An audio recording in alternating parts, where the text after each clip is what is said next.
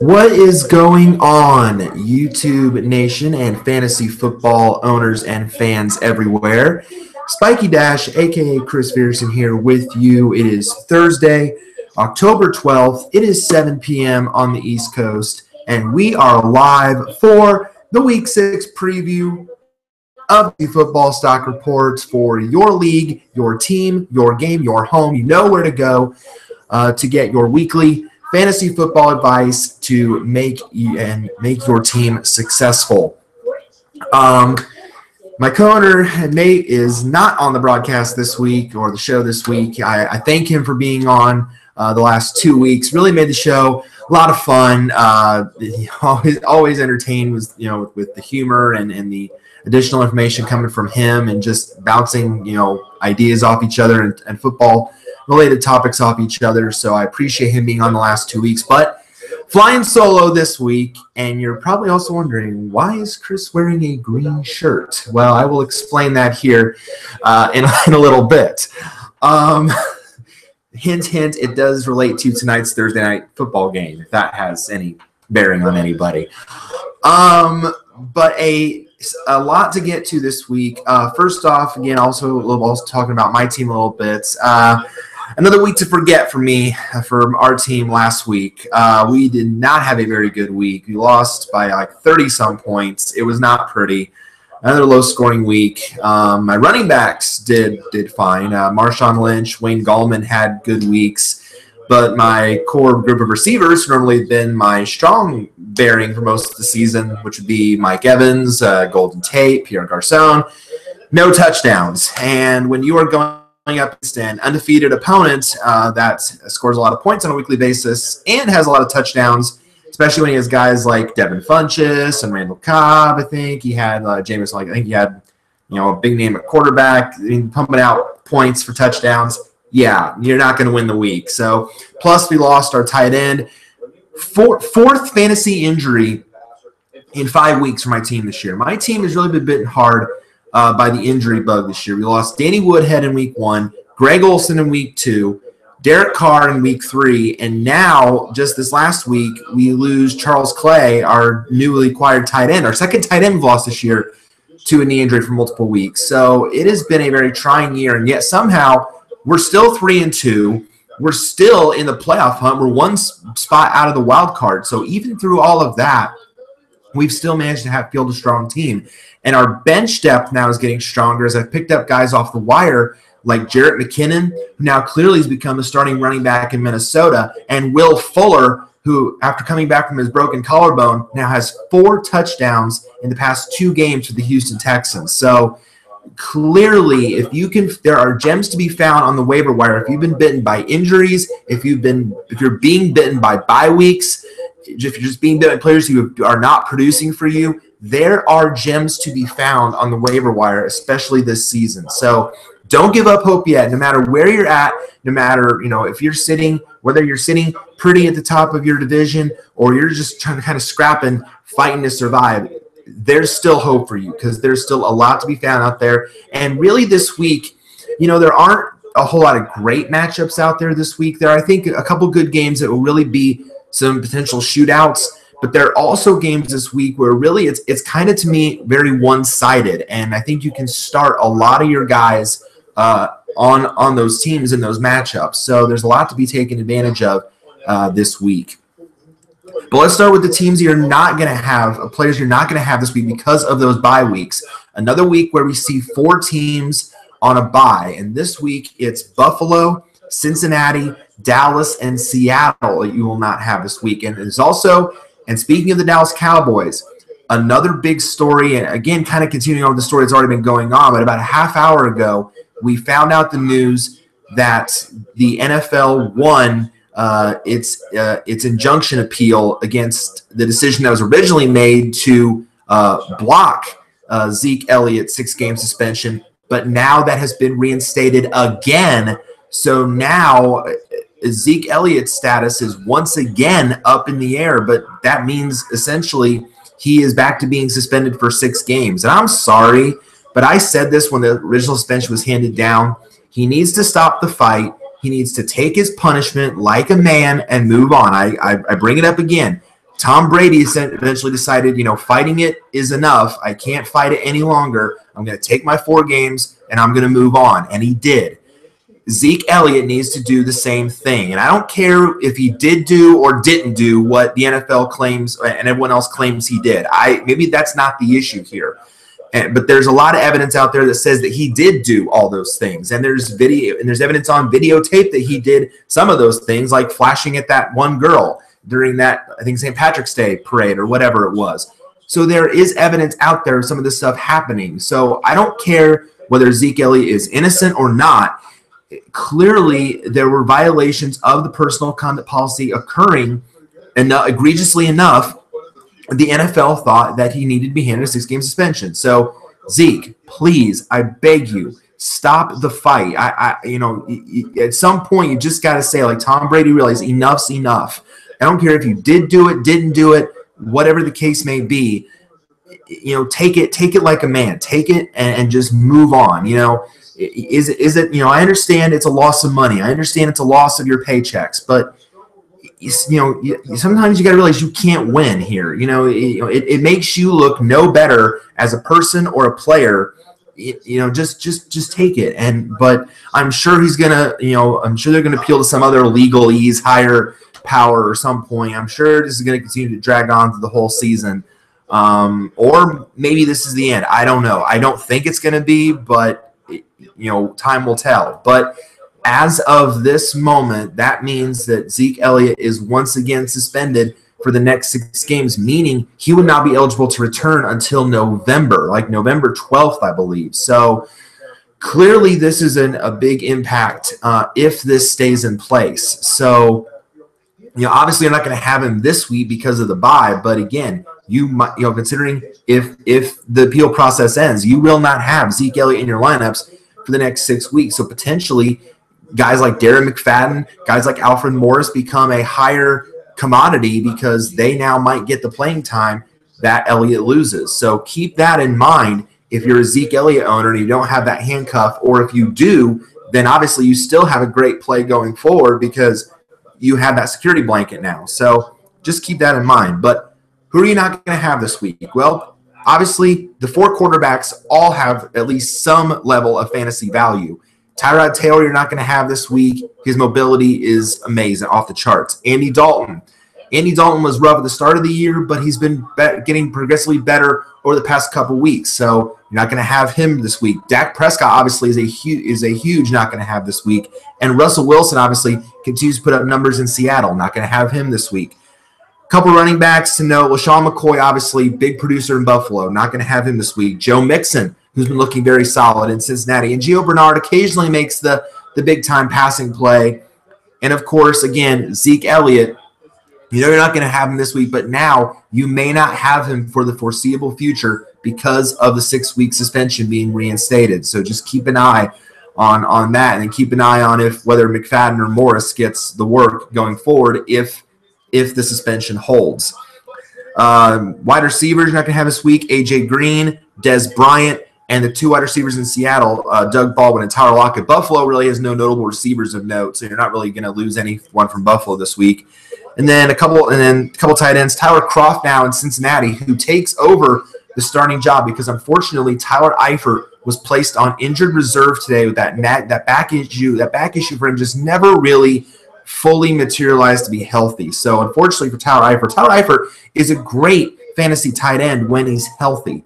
But unfortunately, it just never really got to full strength, unfortunately. So he's now on IR. He's having surgery again, done for the year. Tyler Kroft, who has looked good in Tyler Eifert's absence, so the other Tyler, I guess, Tyler 2.0, takes over now in that starting role, and he's actually been producing quite well. So if you're in need of a tight end, and tight end position, again, with the injuries this year and the lack of production, has been a very fickle position this year, so when it comes to fantasy. So Tyler Kroft is someone that you can pick up, maybe not this week, but maybe, or if you have room to stash him for a week on your bench, like if you play a second tight end and put him in there, then you'll reap the benefits later from Tyler Kroft. So he's a guy you can look at. Jason Witten, not going to have him this week. Jason Witten is very much hit or miss when it comes to fantasy. But for the most part, he's had, I think, more hits than misses this season. So he has been targeted sometimes in games. Other times he's just a blocker. But you're not going to have him this week. And, of course, Jimmy Graham in Seattle. So some big names missing this week because of the buys. But like I said, there's a lot of gems to be found on waivers. There's a couple guys who are going to have to step up and be strong bye-week fillers this week for you in these matchups. So that is why this week is so very important. And there's a lot to take advantage of. So let's go ahead and dive right in, starting with what could be tonight a very entertaining and very good Thursday night football game. And normally we don't say that very often. In fact, we hardly see it. But maybe aside from Rams 49ers this season, we really have not really seen a great Thursday night game. But this could be a good one with the Eagles at the Panthers, two very strong, very good NFC teams. The Eagles, to me, have been one of the nice surprises of the season. And, okay, I'm going to explain the green shirt. Eagles, I apologize.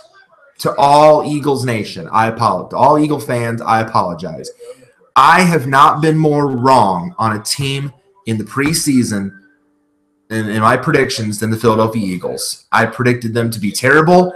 I predicted them to be at the bottom of the NFC East. I thought there would absolutely still be a growing team with a second-year quarterback under center. And I thought that the talent they had, that they developed, I thought that, LeGarrette Blount wouldn't be anything special. I thought that the talent they accrued outside of Alshon Jeffrey wasn't that great. I'm sorry. I mean, I don't know. It's so that's why I'm wearing the green, because I'm trying to make like a mea culpa here to the Eagles tonight. Because I actually like them to win this game. I know that Carolina is tough at home, but I've just been really, really impressed. Okay, maybe one other team that I was wrong about was the Giants, because I thought the Giants would win the NFC East. How wrong I was there. But no, Philly has definitely been fun to watch, entertaining. Carson Wentz looks like now the real deal, and this game could be very fun. So I'm hoping for a big game tonight with this game. So I think you can have four guys on each side that I think tonight are obvious starts that are really going to be solid in this game.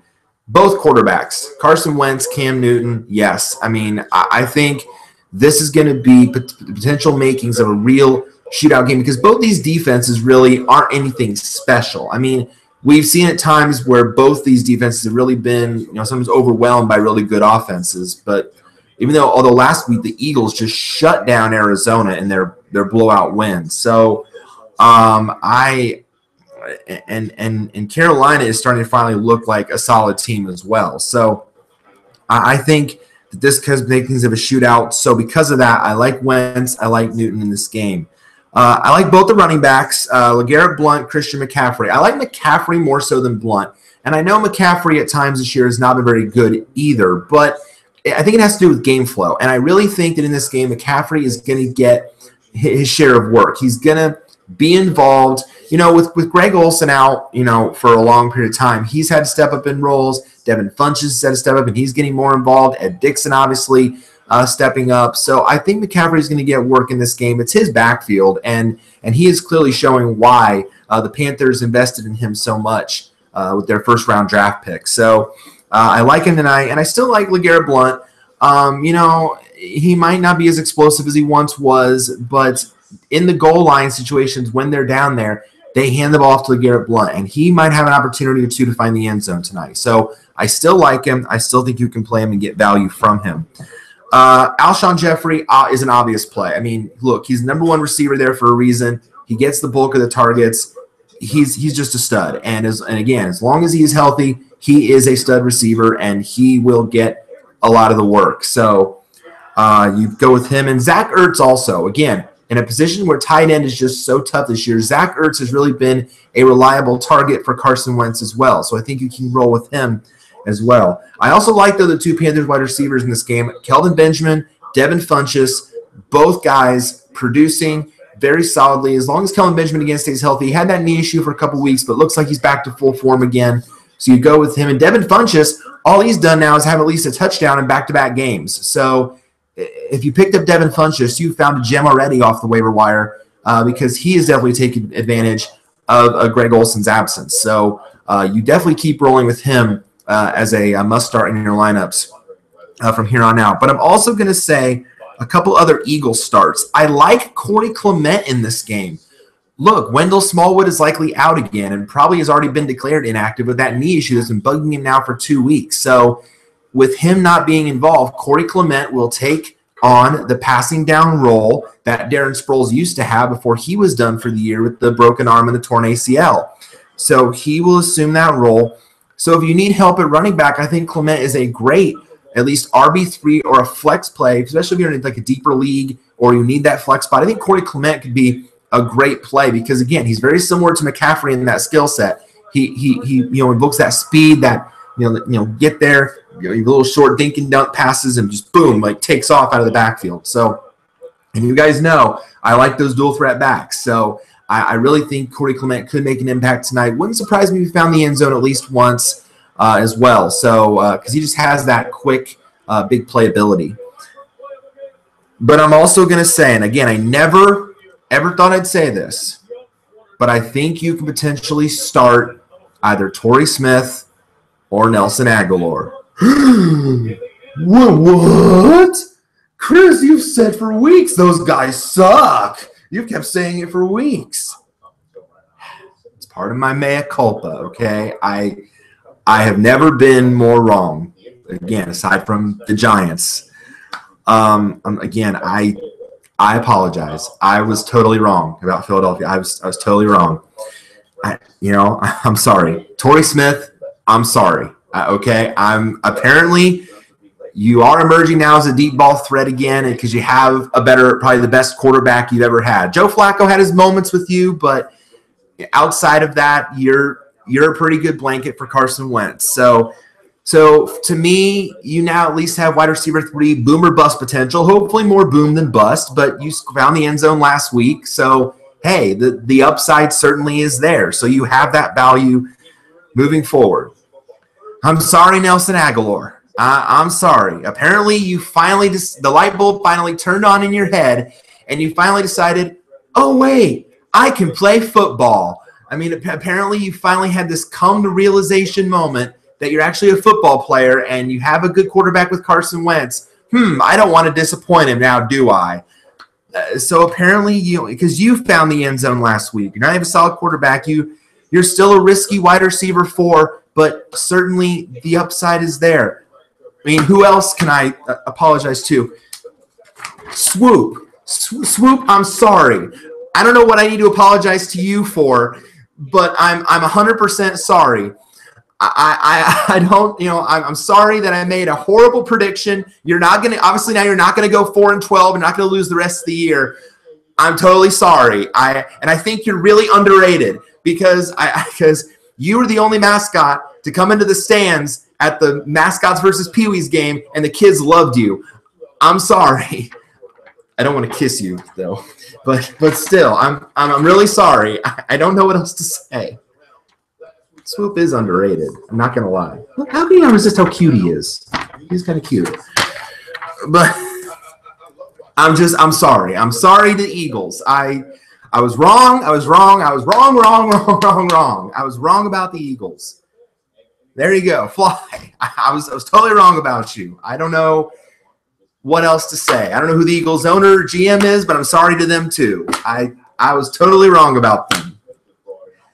Sometimes I can admit when I am wrong, and I was very wrong about them. So I'm hoping you guys win tonight. Not that I hate Carolina. I don't. I have no grudge against Carolina. This team is fun to watch, and I like teams that are entertaining. And actually, they are now pretty much they're legit contenders, not only in the NFC, but if they can keep up this pace going forward, they could potentially make a deep playoff run. It's not out of the question. The NFC East now, with the Giants being terrible, Washington being pretty much hit or miss, and now the uncertainty surrounding Dallas. Dallas is 2-3, and now still that uncertainty surrounding Zeke Elliott. This division is Philadelphia's for the taking. And again, I never thought I would say that, but this division is Philadelphia's for the taking. So they need to take full advantage of that, and maybe it starts tonight with a solid win on the road in a hostile environment. This keep pounding of the Panthers, in this environment. So this potentially could be where it really starts for the Eagles. So the makeover, by the way, was the best thing Swoop needed. This was so much better than the old version, I got to say. I don't know if you guys have seen pictures on YouTube of the old Swoop, but it wasn't pretty.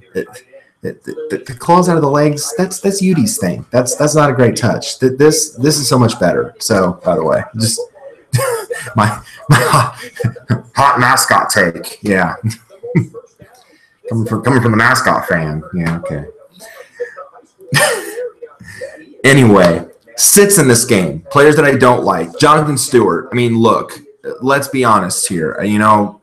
It's no longer his backfield. He doesn't get the touches he used to.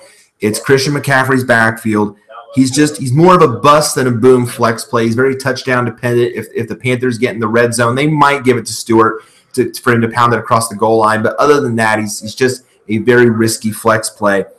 And I'm going to say Ed Dickson here. And I know, again, the people are going to go, oh, but tight end is so fickle, and Ed Dickson had a great game last week. Yeah, well, we got to think, is that a blip on the radar or is it a trend moving forward? I mean, really, we don't know. It's very unpredictable at this point. So I'm not fully ready to just anoint him as a usable tight end just yet. He's certainly got tight end 2 appeal moving forward, but there are better options out there right now. So I would not fully trust Ed Dickson just yet. See what he does this week.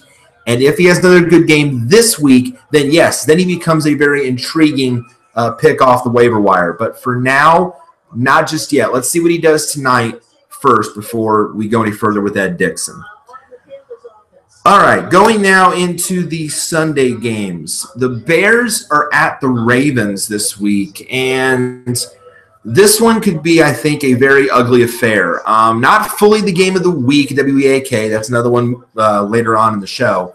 But this one may not be pretty. Of course, the big storyline is Mitchell Trubisky.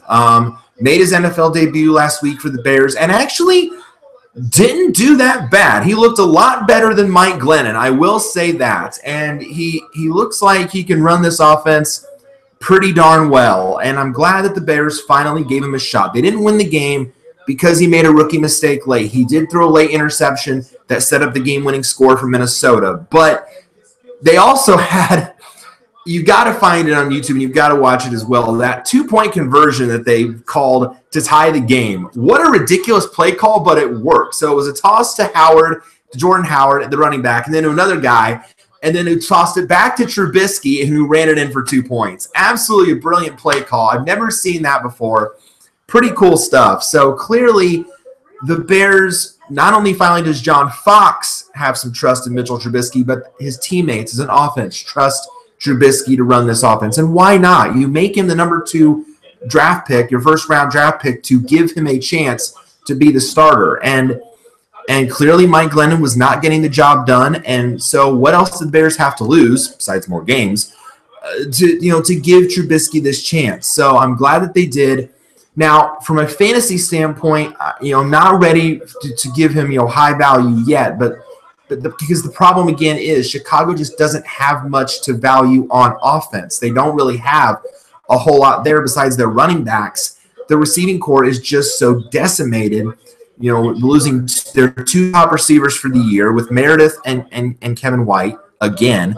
And so there just isn't much there to like. But again, the Ravens, though, will present a bit of a challenge because the Ravens tend to win games with their defense. And again, the reason for that is because Joe Flacco this year just isn't very good. And that might be tied to the fact that he's not 100% healthy. The back might still be a nagging concern. Remember, he missed the entire preseason with that back issue. So it might still be any right now. And I saw a stat today on the Herd with Colin Cowherd on FS1 that Flacco's has the second worst QBR in the NFL, only ahead of Deshaun Kaiser, who is no longer the starter in Cleveland. So clearly this team, the Ravens, are kind of a shady 3-2 team, and I say that about. So I seem to say that about the Ravens every year.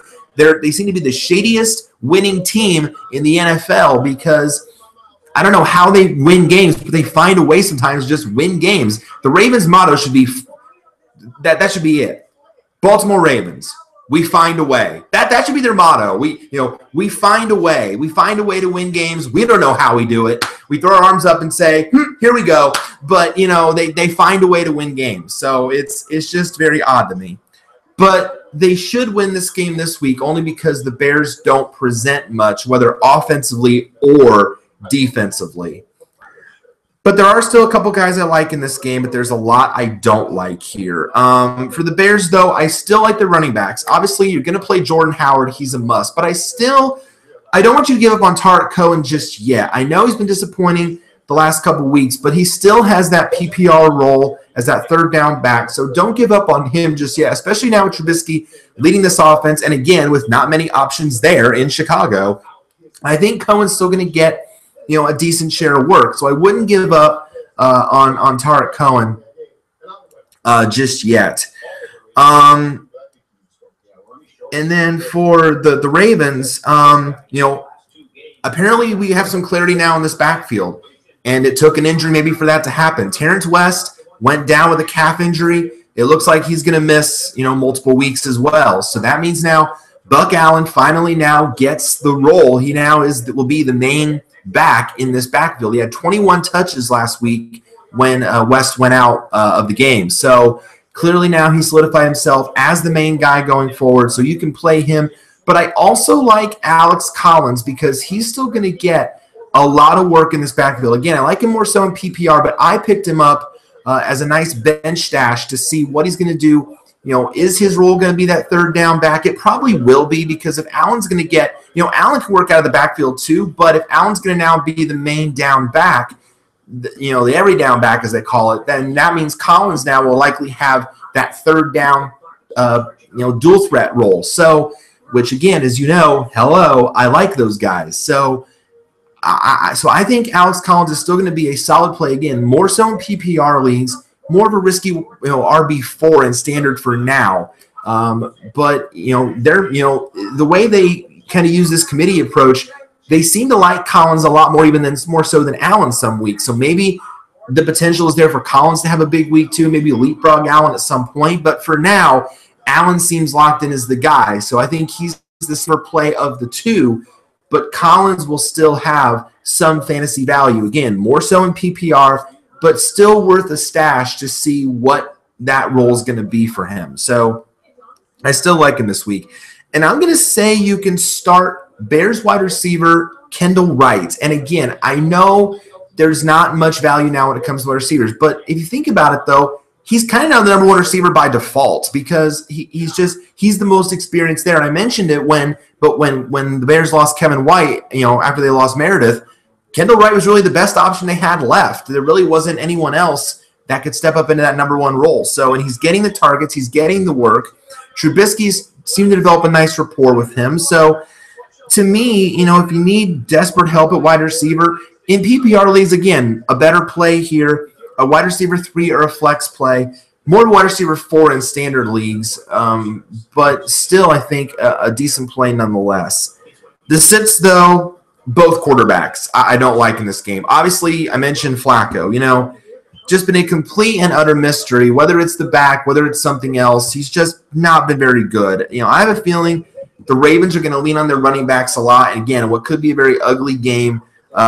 So to me, Flacco, a very, very risky QB3, unless you play in like the deepest of leagues, then maybe, because the Bears defense, again, is nothing special. But it just hinges on whether the fact Flacco really still has it, and maybe he doesn't. So he just has not been very impressive this season. But again, sit Trubisky. We can't, put him out there just yet. He did look solid against a solid defense in the Vikings, but that late interception and those kind of rookie mistakes, set up the game winner from Minnesota. And the Ravens defense can present some problems. They can still be very tricky. He's just, to me, again, kind of the same boat, a risky QB3 and not a recommended bye-week filler option. I'm also going to say, though, you got to sit the Ravens wide receivers. Again, for the same reason you're sitting Flacco. Jeremy Maclin was thought to be the guy, and he's had his good moments, he's had his bad moments, but he's also limited in practice this week with a shoulder injury, so he might not play anyway. So very, very risky there as well.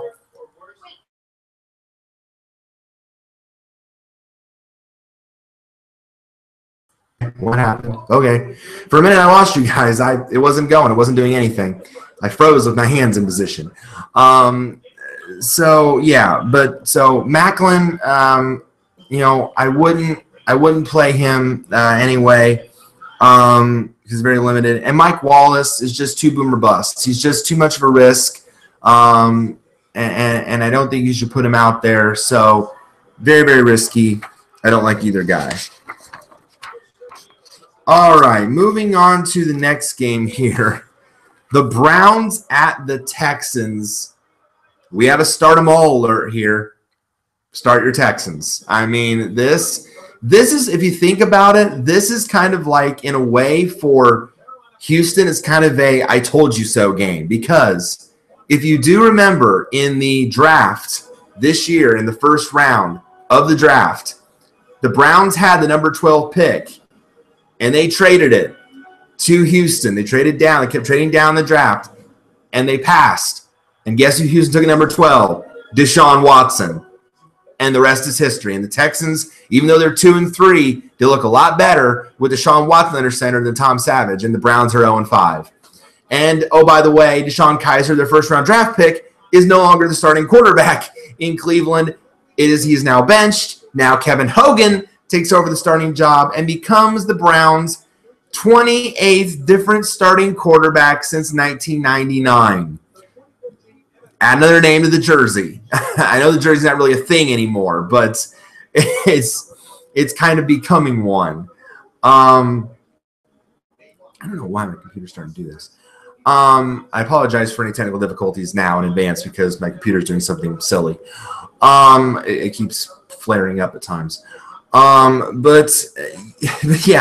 So clearly these are two teams going into totally different directions, and it's clear the Texans are thriving under Deshaun Watson, and that's why they're still contenders in the AFC South, because they're only a game back of Jacksonville, who is one of the most inconsistent teams in the league, and the Browns just are not very good. So clearly this is a game. Now, of course, the big question now for Houston is, what is their defense going to be like going forward? Because the Texans really lost two of their anchors on defense in the game again, in the loss to Kansas City last week. Obviously, the big one is J.J. Watt. Tibial fracture in his knee, done for the season, and it was just, and that's just so hard to see and tough to watch because he worked so hard to come back from missing all those games last year because of the back issue. And, of course, after Hurricane Harvey hit Houston, raising all that money for charity, he wanted to get back on the field. And we saw him come out in week one waving the Texas flag. And that was such a poignant, great moment for him and for the city of Houston. And I love, what he posted on Twitter. He said, all I want to do is be on the football field and play for this team and for this city. And I'm sorry. And I didn't tweet this back, but maybe I should have. And I will say this. Mr. Watt, you have nothing to apologize for. Injuries are an inevitable part of the football game. And I know you're passionate about your city and your team. I understand that. But you, of all people, have nothing to apologize for. The Texans are going to carry on without you. They've done it before, and they're going to be just fine. You now are going to be the biggest cheerleader. That's, and that might be a bad term, but you know what? I know he is, because he's not only going to be that, but he's going to work his butt off to get back even stronger than he was now. And I'm sure he'll be working hard to get back next season. So you have nothing to be sorry for, J.J. Watt. You just keep working hard. You work your butt off in your recovery. You get back at it, and believe me, Houston will be ready for you when you come back. The city will, the team will, and they will cheer really, really loudly again for you when you walk back out on that field, because we know you will. So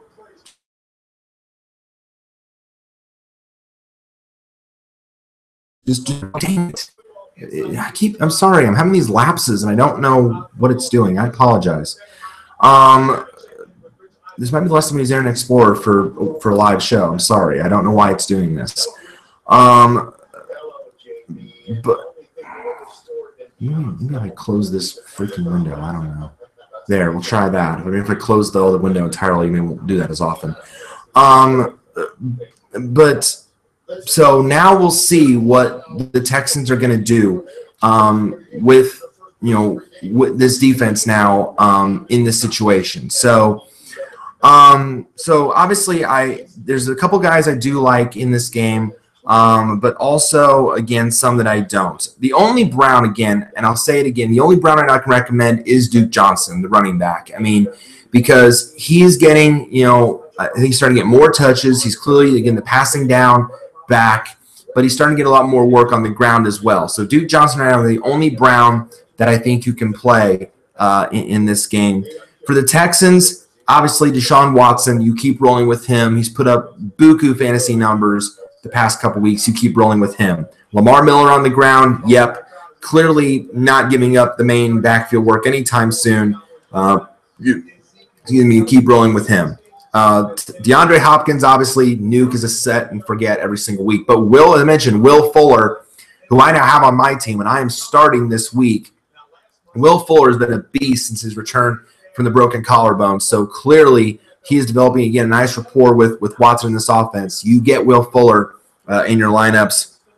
And even though they just lost Watt and Merciless, the Texans still have Jadeveon Clowney. They still have a decent secondary. So I think you can still play the Texans defense in this game because, again, you're going up against a quarterback making his first start of his career, and the Browns are just not that good. So I think you can still play the Texans defense and get a decent week out of them. Yes, they had a stinker last week against Kansas City, but hello, it was Kansas City in Kansas City.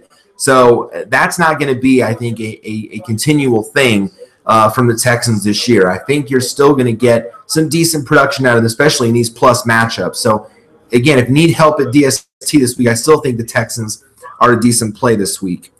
The sits, though, again, Kevin Hogan. I mean, it's not like you would honestly trust him in fantasy. I don't really think that you can.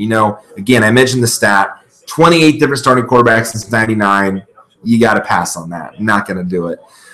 Isaiah Crowell, we expected so much out of Isaiah Crowell at the start of the year, but he's seated the backfield to Johnson. He doesn't get as much work, and even if he does, he doesn't really result much out of it. So at this point, he's really droppable in most leagues at this point, just because of the fact that he just doesn't seem to get a lot of the work anymore.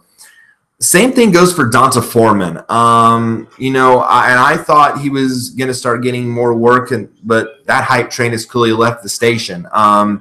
Plus, he's questionable with a hip injury anyway, so he might not play. He's kind of in the same boat, if you think about it, as someone like a Matt Breida from San Francisco or a Marlon Mack from Indianapolis. But those two have older running backs ahead of them in Carlos Hyde and Frank Gore. So the only reason they're getting more touches is because, they're younger and they're trying to take advantage of that opportunity. Foreman does deserve more touches due to his skill set and due to the fact that he's more explosive. But the long and short of it is, unless Lamar Miller gets hurt, he is not going to be much in the way of fantasy relevance. I did have him on bench for a couple weeks, see if he would break out, but he didn't do much, so I moved on from him to get better running back. So I'll pass on Donta Foreman. And same thing with the Browns wide receivers. Again, there's really no one emerging out of this group. Kenny Britt yet to be anything special yet. So and same with Rashad Higgins. So I'll pass on both guys. Now, these next two games, I think, potentially have the makings to be very, very good from a fantasy perspective. These two, I have one labeled as a fantasy jackpot, which put out a lot of points, cha-ching. And the other is a fantasy shootout because I think this game could be won. The jackpot is Packers at Vikings. I mean, anytime these two get together, it's a fun, entertaining game. NFC North rivalry. This is always entertaining. But the other one, the fantasy shootout, is Lions Saints at the Dome in New Orleans. and that has the potential makings of being very, very entertaining. So I think both of these games have potential for your stud guys to do very, very well. There really are not a whole lot of sits on that list. In fact, there's like 5 combined sits in those 2 games. So really, in those games, Packers, Vikings, Lions, Saints, you can start a lot of your skill players in those matchups. I think those guys are going to put out a ton of points for you. For the Packers, obviously, Aaron Rodgers, duh. I mean, you keep rolling with him regardless.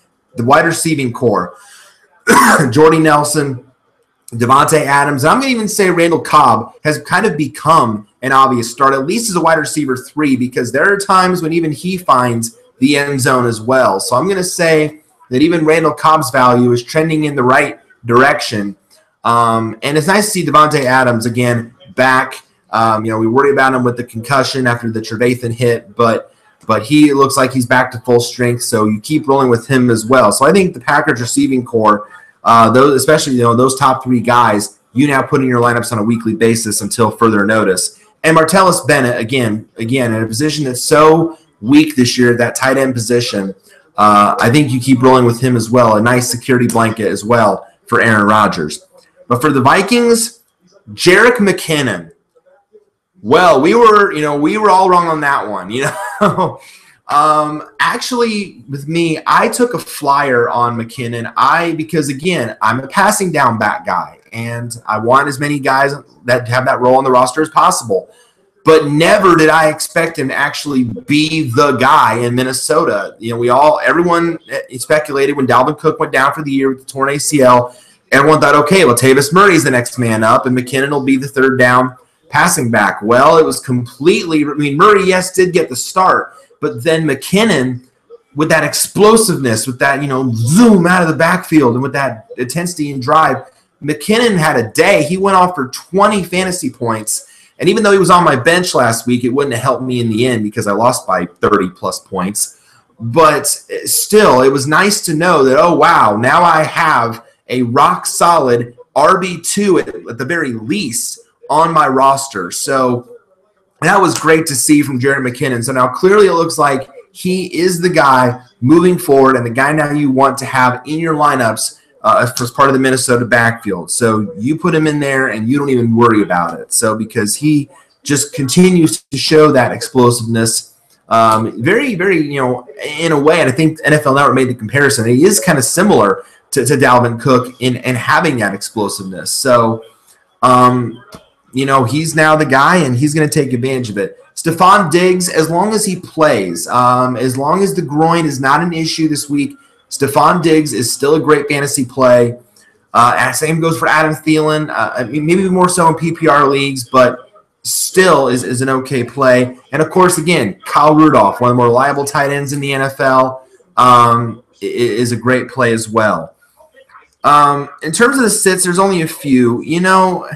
I hate to do it, but Case Keenum, I'm going to say you sit him here. And I know the Vikings tend to do better on the home turf, but the Packers secondary is really tricky, and it can create a ton of problems. They got a couple good players back there, and they tend to make some big plays like some interceptions and deflections. They really, are ball hawks. They literally, go for the ball. So I would steer clear of Keenum this week. I only rate him as a high-end QB3. He certainly has done well in Sam Bradford's absence. And Bradford did have another MRI yesterday. They didn't find any new damage to his knee, thankfully. So and there's not another bruise, obviously, but still the knee looks like it's giving him concern. So Keenum looks to be the guy for now, and he's certainly making a very good case, pun intended, to be the starter. But fantasy-wise, I don't like him in this matchup. So for me, more of a high-end QB3. The Packers running backs. I hate to say it, but boy, this has quickly turned into a slime bucket. And I did not think that was going to happen, but it kind of became a mess. And Nate and I mentioned it on the show last week. With Ty Montgomery playing through this rib injury, it really muddies the situation, and it wastes any fantasy value you may have potentially had for Aaron Jones. So difficult, headache of a committee, because you don't know if whether Jones or Montgomery is going to get the work. And then what's Jamal Williams' status? Is the knee still an issue or not? It's just a very, very muddy situation here in Green Bay. Now, I won't say drop them entirely, but you really can't feel good about starting either guy because, again, you don't know if one or the other is going to get the bulk of the touches. So until one of them emerges as the true number one, both really only have RB3 or flex value at this point, because we don't want to just say, oh, yeah, Jones is going to get the work and Montgomery's only going to be like a third down back, or the other way around, Montgomery being the main back and Jones being the passing down. We don't know. That's the problem. So, and Mike McCarthy usually goes with a hot hand approach. So that just muddies things even more. So it's very much a situation to avoid. So for me, I really can't treat either as more of an RB3 or a flex play. And Latavius Murray, because hey, we whiffed on it. We were wrong on that one too. Speaking of being wrong, we were wrong on that one too, because clearly now this is Jerry McKinnon's backfield for the foreseeable future. And on this point, you can drop Latavius Murray, you can put him on waivers. He's really not, I don't think, going to have a big role in this offense, because Jerry McKinnon is kind of an all-around. If he's going to get the bulk of the touches, then obviously he's going to be not only the first and second down guy, but the third down guy as well. So Murray won't have much of a role in this offense. So safely you can leave him on waivers. All right, let's talk about the fantasy shootout now with the Lions and the Saints. This could really potentially be a high-scoring game because, hey, it's the Saints at home in the Superdome. We all know usually shootouts end up there anyway. And really these defenses are not that strong in the secondary anyway. So I have a feeling in this game that Matthew Stafford, Drew Brees, the receivers are going to have big days. But, and maybe even someone like Alvin Kamara out of the Saints backfield, now that Peterson has gone to Arizona, could have a big game in this one as well. So I'm really looking forward to seeing what this one gives us this week. Like I said, I only have 2 sits in this game. The rest I have is all starts. For the Lions, as long as Matthew Stafford plays, you play him in this matchup. He did come up a little bit gimpy last week. He had the ankle issue, the leg issue. He was a little bit limp there, but he is practicing at least on a limited basis. So it looks like Stafford's going to be good to go. So as long as he plays, you play Matthew Stafford this week.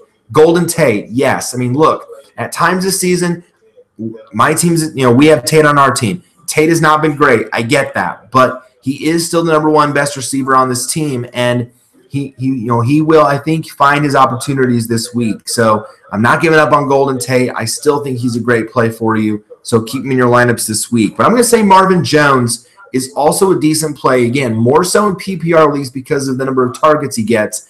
But I still think Marvin Jones occasionally does find the end zone and could be that boomer bust option there as well. Again, more so in PPR, but I still think a solid play this week. Now, there are reports that Kenny Golladay, the rookie out of Northern Illinois, might return this week. He's limited in practice, but the hamstring issue is really bothering him a little bit. But we'll see. Want to monitor that throughout the week. If Golladay does go, though, hamstring injuries can tend to linger, so especially on a receiver. So I really wouldn't trust Golladay yet in your lineups, anything more like that, a risky wide receiver 4, maybe in a deeper league. But he certainly has the potential to make big plays, but he's really kind of fallen off since his strong week 1 performance where he had the 2 touchdowns. So monitor that situation leading up to the game as well. For the Saints, I like a lot of the Saints in this game because, again, we know the Saints tend to play better at home, and when they're in these shootout games, they tend to play really well. So Drew Brees, you betcha. The running backs, Mark Ingram, Alvin Kamara. Yes, Kamara more so in PPR because, again, he's going to be that third down back out of the backfield, but he has made the most of that role with those explosive plays and that speed that he shows. So, yes, but even in standard leagues, I think Kamara has at least RB2 or flex play value as well in a standard league as well. Michael Thomas, you betcha. You put him in there, set it and forget it. Now, Willie Snead, there is a bit of uncertainty with Willie Snead again because he's also dealing with a hamstring issue. But if he plays, I still think he's at least a decent start. At least, again, offers wide receiver 3 value at the very least but the upside certainly is there with him. Ted Ginn offers great value, especially more so in PPR leagues. But Ginn could certainly have, wide receiver 3 upside because, again, he's that deep ball threat. And the Saints, again, may have to air it out a lot in this game and take those chances. So Ginn might break out with a couple big plays. So I think the value is there for Ginn as well. And I'm going to say Coby Fleener. And I know, again, Coby Fleener is not exactly an elite tight end by any stretch. But I think, again, at home in this game, the potential is there for him to maybe find the end zone once. So I think he gets enough work in this offense to be fantasy relevant. So I think he could be a decent play this week. The only sits I have, the Lions running backs, and again, I've said it time and time again, this is going to be a shootout, but only for the players that mainly produce for you. And unfortunately, more often than not, the Lions backs don't do that. So you can just, you can leave the disappointment that is Amir Abdullah either on waivers or on your bench, or Theo Riddick, same thing. He's just not getting the targets that we thought he would be. So continue to leave him on your bench. The Lions are a passing team. You know it. I know it. We all know it. And it's just not – they're just not producing this season. And the Lions tight end, Eric Drop Braun. Because that's pretty much what he is now. He's not Ebron, it's Drop Braun, because all he does now is drop footballs. Like he cannot catch them. And it's just the reliability with him is no longer there. I mean, he should not be on any fantasy roster at this point. He's become a colossal bust that just cannot be trusted. Get Eric Ebron off your rosters. Just cannot trust him. A couple more 1 o'clock games here. The Dolphins at the Falcons. We got to start them all alert here, folks. Start your Falcons. I mean, what more can you say? The Falcons at home against the worst scoring offense in the NFL. And the only reason that Miami beat Tennessee last week is because Tennessee didn't have Marcus Mariota. I'm pretty sure of that. I mean, Tennessee was not going to win that game with Matt Castle as their quarterback. It just wasn't going to happen. At least Miami has, some semblance of an offense, but Tennessee was not winning that game with Mariota out. It just wasn't going to happen. So that's the only reason Miami won that game somehow. But they're not very good. I hate to say it because I like Miami, but gosh, they're not very good. It's just painful. It's painful to just watch them. It's painful, man. It's just so painful. I can't even think of it. It makes you wanna. It's painful, man. Oh man, Jay Cutler. Why did we sign him? Why? Why did you sign him, Miami? I don't understand. I don't get it. Mob guy, you're freaking out here. I don't get why we signed him. I don't get it. There were so many better options. There were so many better choices, and now it's like, why are we doing this? Okay, look, I understand. He knows Adam Gase. He knows him, okay? Hey, I know lots of guys, but I don't bring them over to be on my flag football team. You know what I'm saying? I don't get it. It's confusing. I'm totally lost. This offense is terrible. It's not fun to watch. And now we gotta play Atlanta this week. We gotta play Atlanta in Atlanta with Matty Ice and Matt Ryan and Devontae Freeman and Tevin Coleman and Julio Jones. I mean, oh my gosh.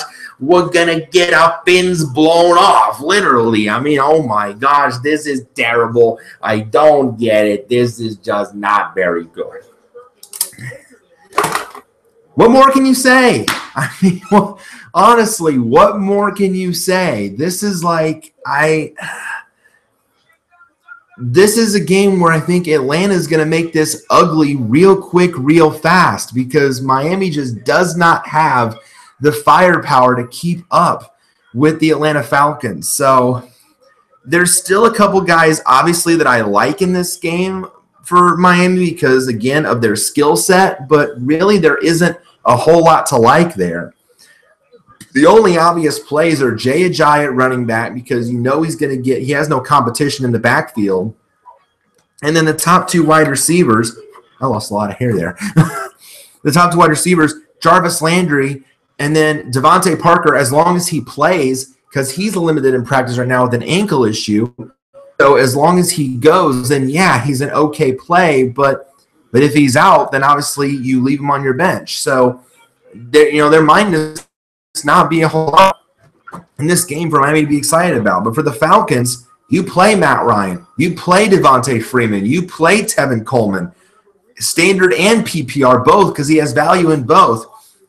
You play Julio Jones as long as he is active. He has been limited in practice all week. That hip injury is still a bit of a concern, but it looks like more so he's going to go. So as long as he play Julio Jones. Now it's looking more like Mohamed Sanu with that hamstring issue is not going to play this week. So it looks like he's going to be downgraded to out, which means Justin Hardy could potentially step up and be the number 2 guy. So he could be a good play in PPR leagues this week. I'm going to say Austin Hooper again. Austin Hooper, yes, has been very hit or miss at the tight end position, but I think the potential for him is good this week to have a big game as well. So I think you got to go with Austin Hooper this week as well. Who do you think my only sit is in this game? Come on, guess. Who do you think my only sit is in this game? Hint. Yeah, it's Jay Cutler. Okay, I don't need to tell you twice. It's Jay Cutler. Okay, Jay Cutler is the quarterback of the worst scoring offense in the NFL. That's all you need to know. I mean, really, you don't trust it at this point. You don't. An AFC East battle. And I never thought I'd say that about the New York Jets, but that's what we have this week. Patriots at the Jets in a battle of 3-2 teams. Again, a sentence I never thought I would say. Swoop, did you ever think I would say that sentence? No, I didn't think so either. Yeah, I mean, it's totally stunning. But what is more stunning? The Patriots off to a 3-2 start and tied for first in a division they normally dominate, or the Jets being 3-2, being in that group tied for first place in the division, when many, including Colin Cowherd, thought the Jets were going to go 0-16. Actually, the Jets use that as motivation. They have a picture of an article in their locker, taped up to their locker room. This is a true story, that says ESPN or former ESPN columnist for Colin Cowherd, I think even said the name, Colin Cowherd predicts Jets will go 0-16. They use that as motivation. And look what they're doing. They're proving everybody wrong. So they're off to this amazing 3-2 start, and they are right in the thick of it. So this, to me, for them, is a prove-it game. This, to me, if they can knock off New England at home, and I know it's not likely, but if they can, then we really have to maybe consider the fact that this is not New England's division to win this year. It kind of opens that door because Buffalo is playing well. New England is playing well on offense, not so much defensively. And if you think about it, the only reason that New England beat Tampa Bay last week is because Tampa Bay's kicker sucks. Okay, Nick Folk now is out of a job because he stinks. Missed 3 field goals last week, missed all of them, and had he made them all, or at least made 2 of them, Tampa Bay wins that game on Thursday night. But that didn't happen because their kicking situation is absolutely outright terrible. So, and they signed, I think, a guy this week that they had on the roster back in 2014. So, if that tells you anything about Tampa Bay's situation. Drafting a kicker in the second round, worst thing Tampa Bay ever did. But the Patriots have been fortunate. They are fortunate to even be 3-2, I think, because again, that defense just tends to give up so much. But it's still Tom Brady. It's still this offense, and they should still win this game. But boy, if the Jets pull a surprise, we really have to think, I think, a little bit more about the AFC East and where it could be going forward. So a lot of intrigue in this one. So again, I like a lot of the players in this game. There's really, again, I only mentioned one sit here. For the Patriots, Tom Brady, there was a bit of a concern this week when the report came out that he has an issue with his non-throwing shoulder, but he says he's going to play. And when Tom Brady says something, we usually believe it. So, calm down about Tom Brady. He's probably going to play, so as long as he plays, you put him out there. The running backs, Mike Gillislee, keep on using him. Again, the main beneficiary of the work in New England, keep rolling with him. But I still like James White. I'm not giving up on James White. He clearly is the main PPR third down back. He's gotten a lot. He's had at least 7 touches in his last couple games. So clearly the Patriots like using him. He hasn't found the end zone yet. Hopefully that ends this week in this good matchup. So I'm still like James White. I still have him on my fantasy bench because I still like his outlook going forward. So I still trust James White because, again, the other guys, Deion Lewis, Rex Burkhead, they don't get a ton of work. They get the occasional play, but not consistent enough. So I think those 2 backs are the only ones you can trust in the New England backfield. The wide receivers, you can trust all 3 of these guys. Brandon Cooks, absolutely. Chris Hogan has been a beast the last couple weeks. I think he's had a touchdown at least one in back-to-back weeks.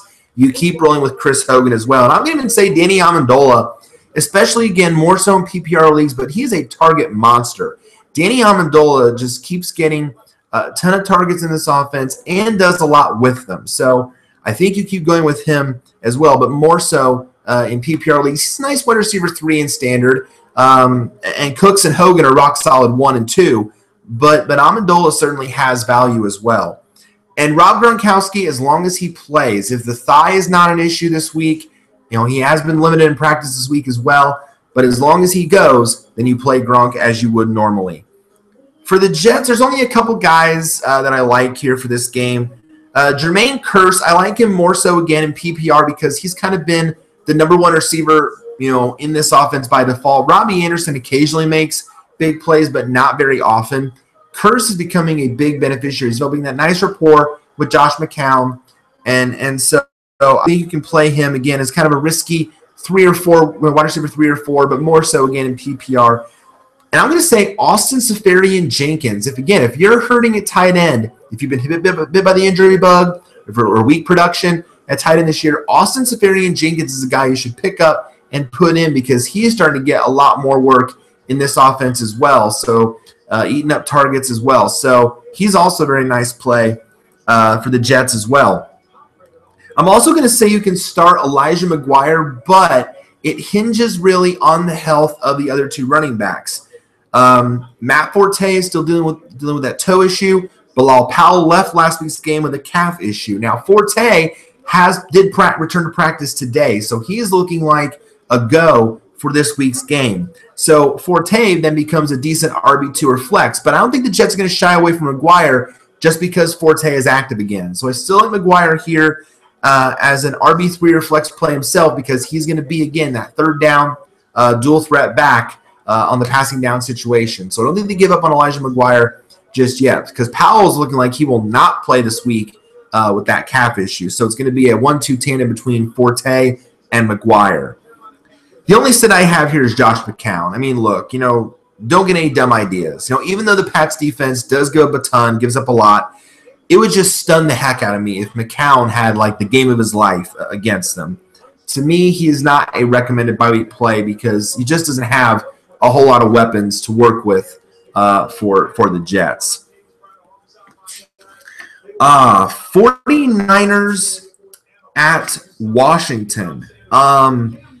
This one, this could also potentially be a very scoring game because really these 2 defenses, nothing special. It's the offenses, I think, that really make or break these 2 teams. And especially we saw the 49ers this year in that Thursday night game against the Rams, putting up 39 points. Yeah, the offense can score, that's for sure. But it's the defense just gives up so much. And Washington's kind of the same way against good offenses, Philadelphia. They tend to give up a lot of points. So this game also has the makings of a potential shootout. So again, I don't have a whole lot of sits in this game. I have a lot of guys that I like in this game that you can start. For the 49ers, I still like Carlos Hyde. Look, I'm not giving up on Carlos Hyde just yet. Obviously, the injury history with him is a concern, and the fact that Matt Breida is starting to cut into his workload more and more so every single week.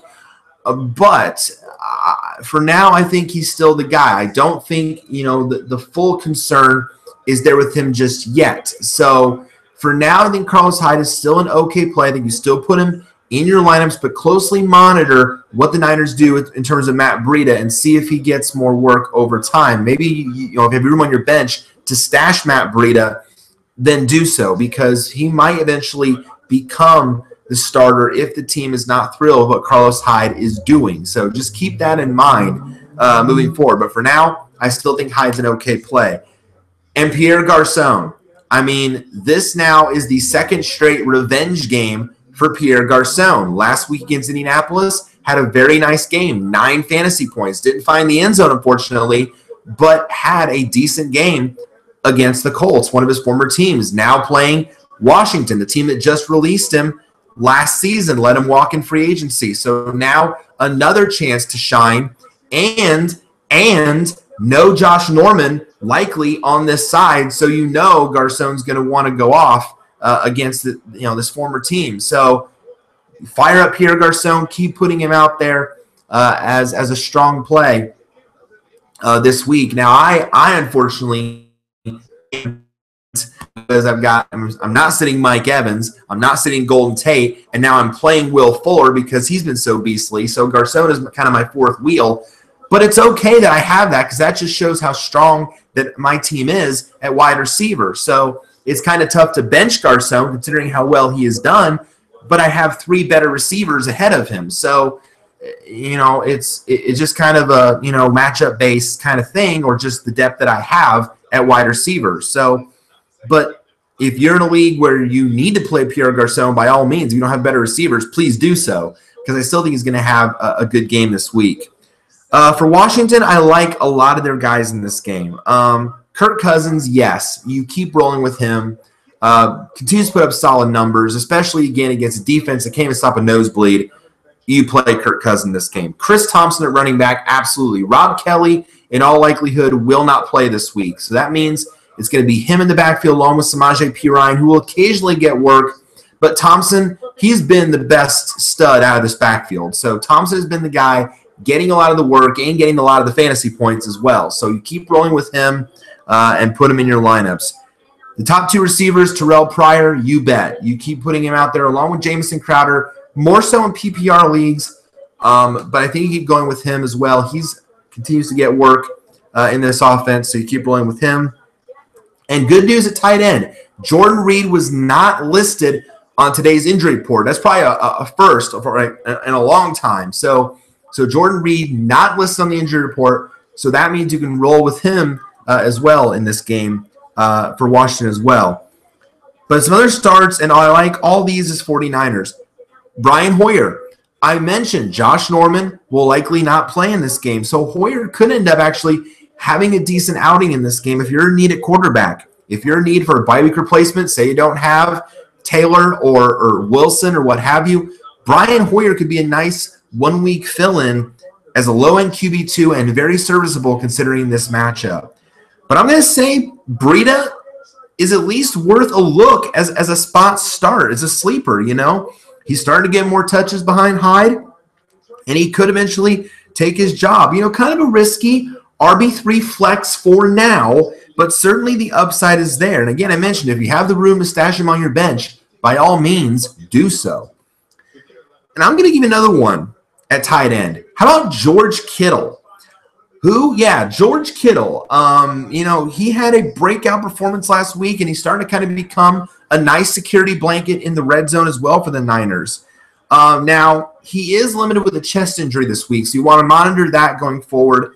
And if he is out, Vernon Davis would then step in and take on that role. But whoever plays at tight end, because Hoyer is definitely utilizing the tight end position here, whoever plays, whether it's Kittle or Davis, would have low-end tight end 1 appeal in this matchup, and even maybe more so moving forward, as long as those targets continue to increase. The only sit I have here is is Samaje Perine from Washington.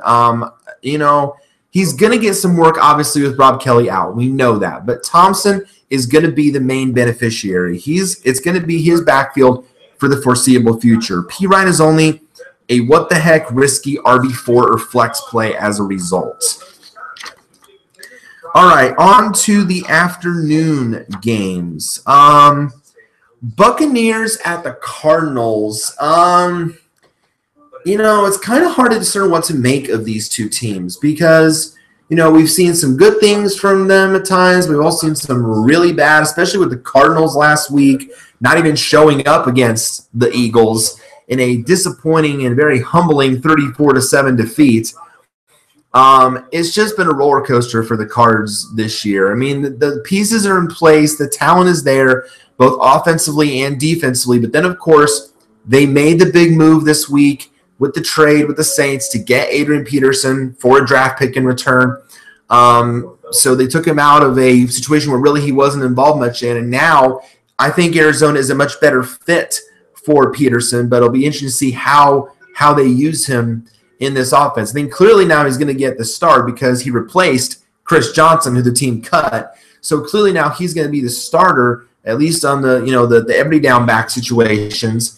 And they're going to still use Andre Ellington as the passing down back. But, you know, the pieces are in place for Arizona to have a solid season, but we just haven't seen it yet. So, and again, maybe that's because the fact that David Johnson has been out for so long. Maybe that's why they're not doing as well as we had hoped. But, you know, and the Bucs, I mean, the Bucs, again, also kind of the same story. You know, a team that has some solid offensive pieces in place, but sometimes it's just not adding up. So, it's very risky, but the team did, remember, just get Doug Martin back from suspension and looked really good in his return last week. So, you know, maybe now is again, this is kind of a prove-it game for both teams as to what team they're going to be moving forward.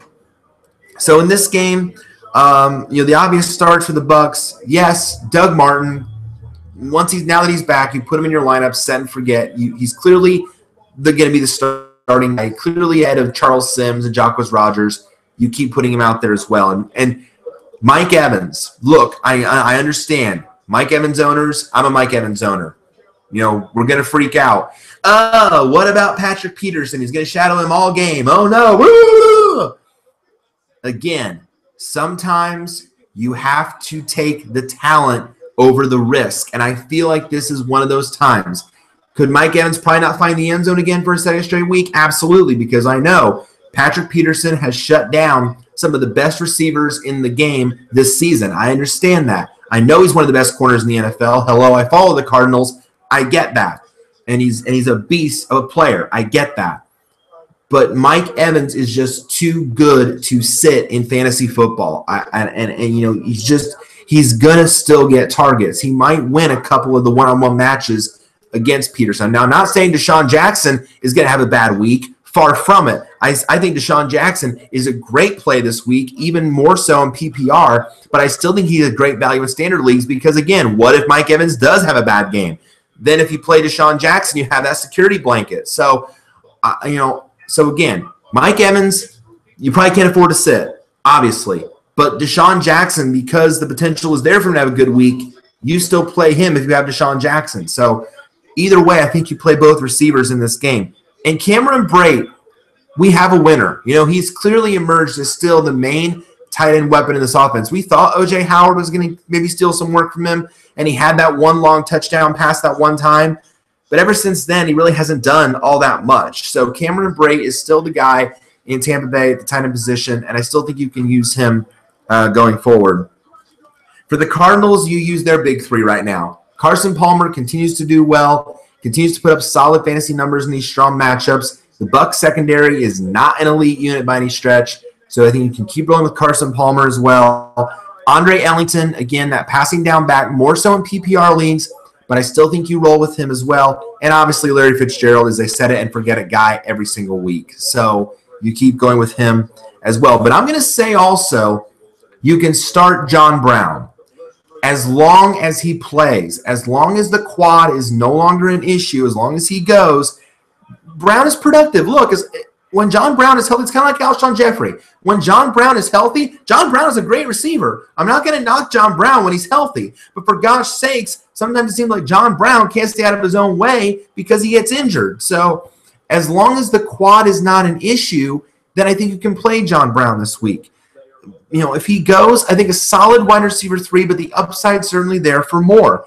Same with J.J. Nelson, but he's limited with a hamstring issue. But so if he goes, again, because of the nature of that injury, more of a risky wide receiver 4 or a flex play, but certainly has still been very productive in this offense. So just monitor that, monitor both guys' status going forward. But if both go, I still think they're decent plays this week. The sits, though, I'm going to say sit Jameis Winston. Well, wait, Chris, you just said start Mike Evans and start Deshaun Jackson. 'Tis true, but there's also that pass rush to worry about for the Cardinals, and they could really make things worse for Jameis and make it very tough on him, and that secondary could make some interceptions on some big plays, and that would lead to bad numbers for Jameis Winston. So, yes, his receivers are going to get targets. That's a given, but I don't like it from a Winston standpoint because, again, of the fact that secondary can make such big plays and that pass rush can really frustrate Jameis Winston. So, I don't think, he's going to do a whole lot with Peterson. Can't forget about Tyrann Mathieu either as well. To me, more of a risky low-end 2, maybe more so than a 3, and not a recommended bye-week filler because of this tough matchup on the road. And Adrian Peterson, I don't think you fire up out there just yet. Is he worth a pickup off waivers? Absolutely.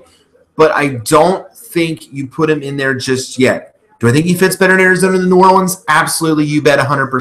Do you think he's going to have a success right out of the box? No. Because here's the thing. The Cardinals' offensive line has really had trouble opening up the holes. Even when David Johnson was healthy, he hasn't really done much in terms of flash this season. So for now, AP is more of a risky dart throw RB3 until we really see what he's capable of in this new system.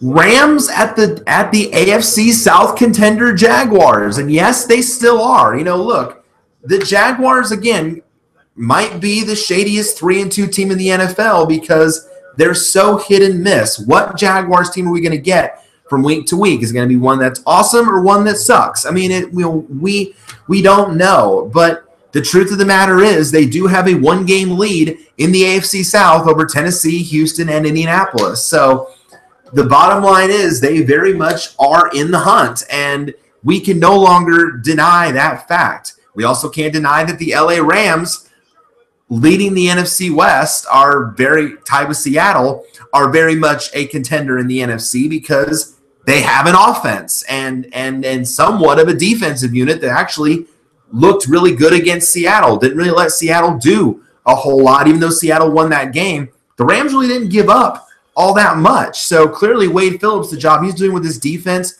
and Sean McVay as the head coach are doing some very nice things in Los Angeles with the Rams. So this game, could be a real stepping stone for either team here with a win in the AFC or the NFC. Could be a real stepping stone to the rest of the season. Again, kind of like Bucks and Cardinals, it kind of has that same mindset in it. Whoever wins this game is really going to potentially take a big step to determining, their path moving forward. So yeah, there's a couple guys I like in this game, a couple guys I don't, kind of a mix here.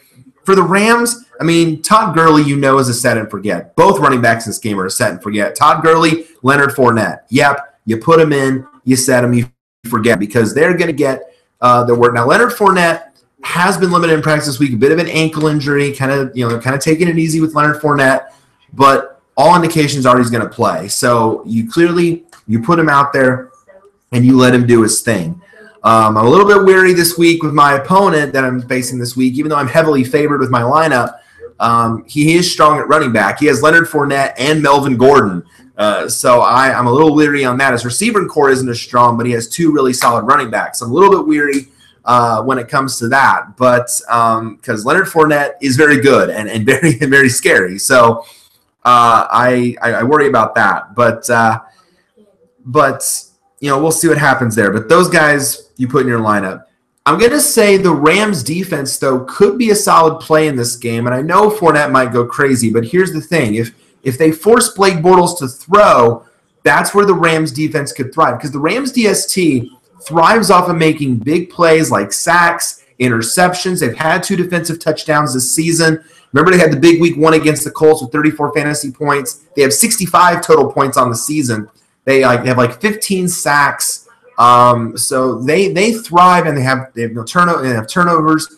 They thrive off making these big plays. I just picked the Rams DST back up myself for our team this week after the Texans did so poorly. So I'm hoping they can do now big things for the rest of the season. So because really their schedule going forward is not that bad.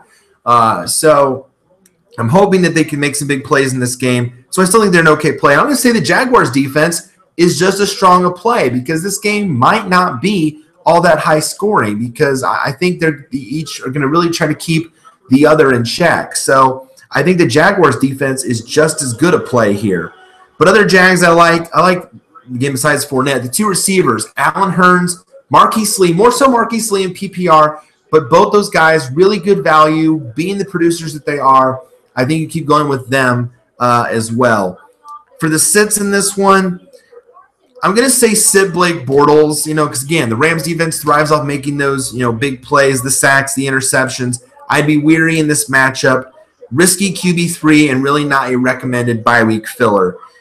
Jared Goff gets a second consecutive tough secondary, and that's why I don't like the matchup for him. He had to deal with the Seahawks last week, and now he gets the Jaguars with A.J. Bouye, Jalen Ramsey on the other side. I don't like that. Not even worth buy filler consideration this week for me.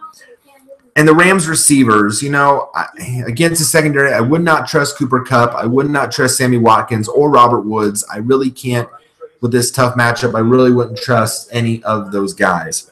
All right, we have Thursday night game coming up here pretty shortly. It's going to be rapid fire on these last few. Steelers Chiefs. To me, this is to me more of a game like a prove-it game for Big Ben, coming off that tough game against Jacksonville with the 5-interception game. But this is going to be tough for him. Going on the road in Kansas City, the league's only unbeaten team, trying to stay perfect. I think it's asking a little too much. The Steelers, though, you play in this game is your obvious 2, Le'Veon Bell, Antonio Brown. You keep rolling out those 2. Martavis Bryant, though, I think is also a good play in PPR leagues. I'm going to give you one other Steeler, though. Keep an eye on Juju Smith-Schuster, the rookie receiver. He's becoming more involved in the offense. If you're in need of wide receiver help, I think he's worth a flyer as a wide receiver 3 or a flex play. For the Chiefs, Alex Smith, yes. Kareem Hunt, you start. Tyreek Hill, you start. Travis Kelce, as long as he plays, he's coming out of the concussion protocol. As long as he goes, you play him. And I think you still play the Chiefs DST in this game because I still think, there's a potential that Big Ben might have a struggling game again because that's why I say you sit Big Ben in this matchup. He's just, not against this defense and especially not after that 5-interception performance. He's just so hard to trust right now. If you thought Jacksonville's secondary was bad, imagine what the Chiefs are going to do to him. Chargers Raiders, this to me is the game of the WEAK. This is the game of the week. I don't like this game from a lot of standpoints. There's still some talented players you can roll out there in this game, but I don't think you're going to get a lot from it. We'll see, but it just doesn't have the makings of a great game. Now for the Chargers, again, Melvin Gordon, Keenan Allen, those 2 you start always regardless of matchup. Those 2 you roll out there always.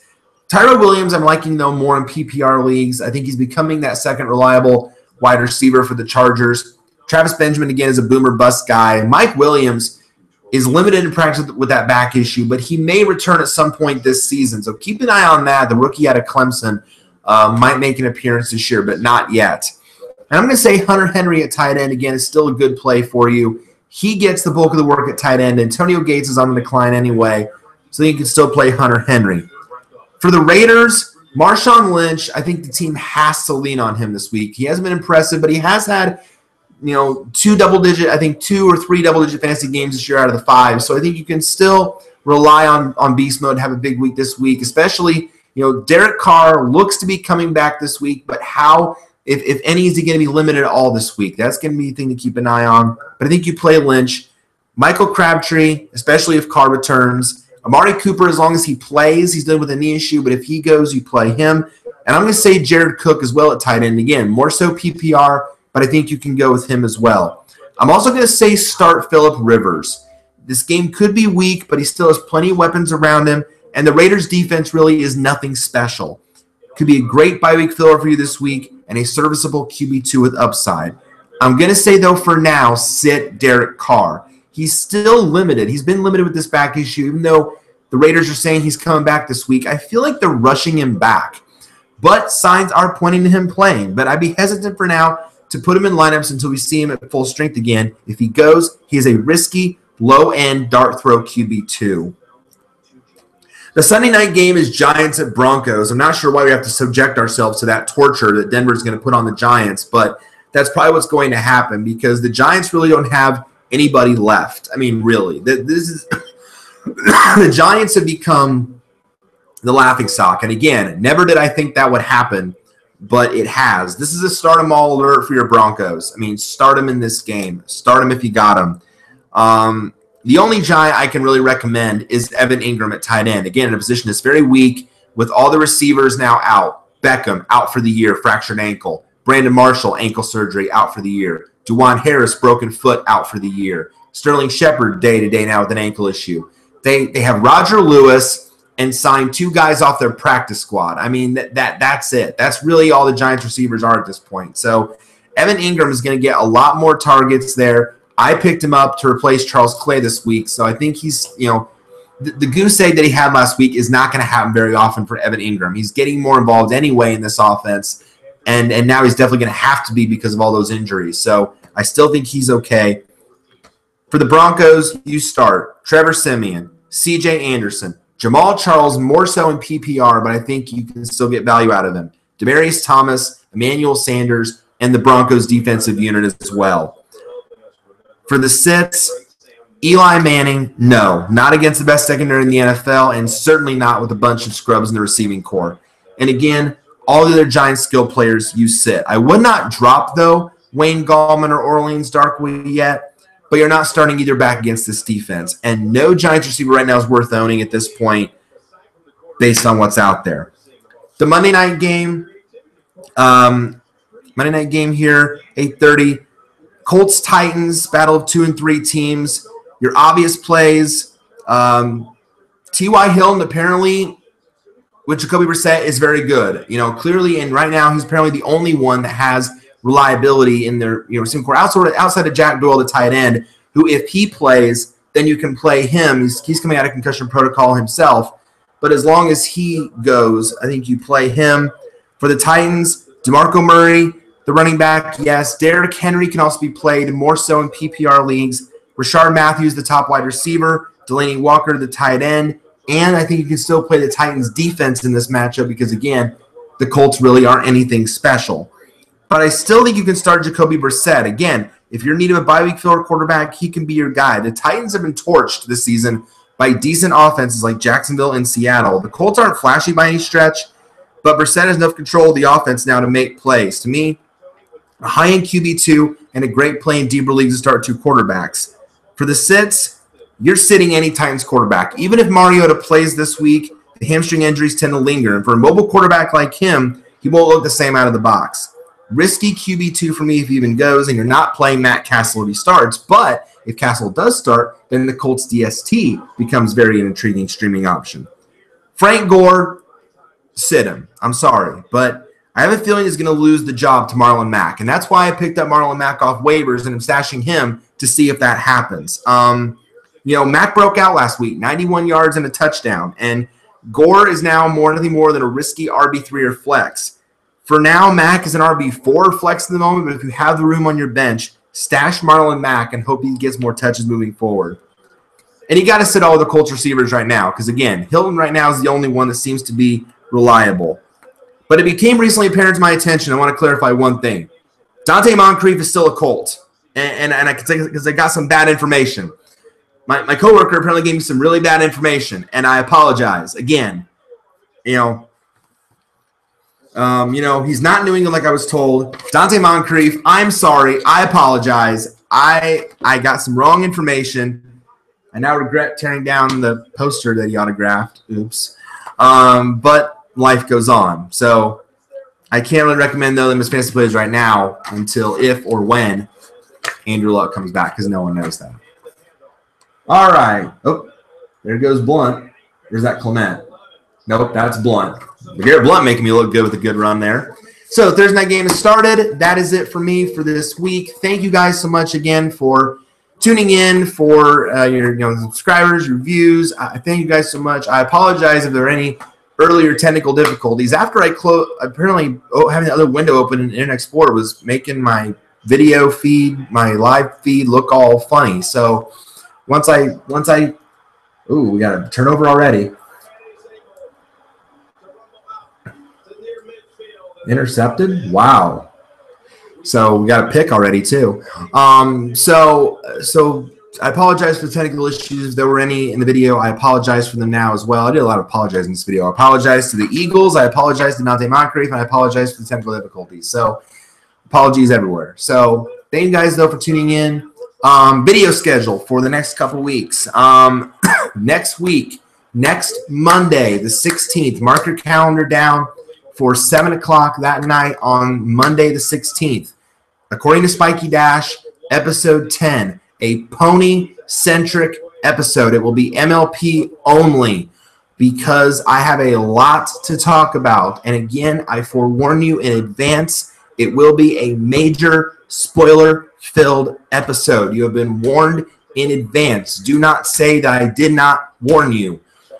Because it will not only have recaps of the past few episodes, episodes 20 through probably 23, because we'll have episode 23 coming up on Saturday this week. So we'll have those 4 episodes plus my full thoughts, my full review, my full breakdown of the My Little Pony movie. So again, if you have not seen and do not want to be spoiled, by all means, do not watch the episode. I beg you in advance, unless you have seen it and then want my thoughts and do not want to be spoiled, do not watch on Monday night. I don't want, I honestly want to share them because I want to share my thoughts about the movie because of how much I honestly, and I will say right now, I did enjoy it. So I want to share my thoughts, but please, there will be spoilers. So if you have not seen, do not watch on Monday night. So that's my disclaimer. I'm just putting it out there now. I'm even gonna put it in the title that there will major spoiler alert. So